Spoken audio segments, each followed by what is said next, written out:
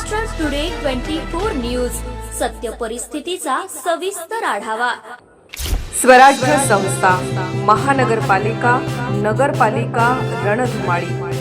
नेत्यांचं मत कोणाला, जनतेचा कौल कोणाला? पहा फक्त महाराष्ट्र टुडे 24 न्यूजवर। जालना रेल्वे स्थानकावर बॉम्ब ठेवल्याची अफवा, तात्काळ पोलीस दाखल। काल मध्यरात्रीच्या सुमारास डायल 121 वर कॉल करून जालना रेल्वे स्थानकावर बॉम्ब असल्याची माहिती कदीम जालना पोलिसांना देण्यात आली। त्यानंतर कॉलरने फोन बंद केला, मात्र पोलिसांनी तात्काळ रेल्वे स्थानकावर धाव घेऊन शोध घेतला असता कोणत्याही प्रकारचा बॉम्ब अथवा बॉम्ब सदृश्य वस्तू आढळून आली नाही। काल रात्री 12:30 वाजण्याच्या सुमारास कदीम जालना पोलिसांना रेल्वे स्थानकावर बॉम्ब असल्याचा एक फोन आला होता।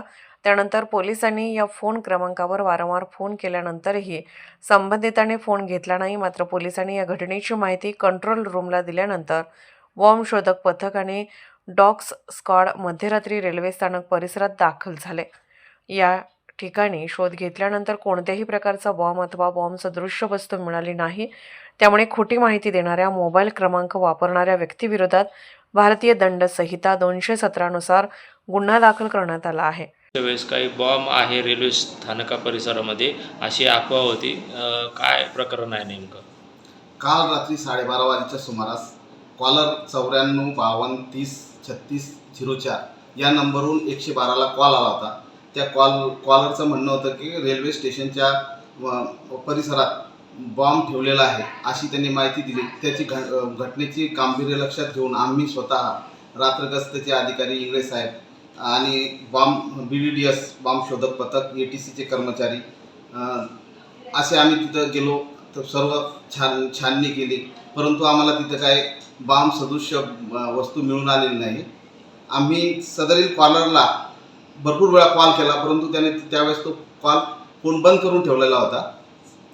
त्यानुसार आम्ही आज रोजी त्याच्यावर BNS प्रमाणे गुन्हा दाखल केलेला आहे। आता आम्ही त्याचा पुढील तपास आम्ही स्वतः करीत आहोत। त्याचा नंबर मिळवलेला आहे, आज सध्या त्याचा फोन बंद आहे। पुढील कारवाई आम्ही ATSचे अंमलदार अधिकारी करत आहोत। सर, अशी खोटी माहिती देणाऱ्यावर काही कडक कठोर कारवाई वगैरे करणार आहात का? आम्ही जनतेला आवाहन करतो की 112 हा नंबर हा महत्त्वाचा आहे। यावर कोणी खोटी पोलिसाला खोटी माहिती देऊ नये। खोटी माहिती अगर दिली तर आम्ही त्याच्यावर कठोरात कठोर कारवाई करणार आहोत। महाराष्ट्र टुडे मराठीसाठी ब्युरो रिपोर्ट विलास गायकवाड, जालना।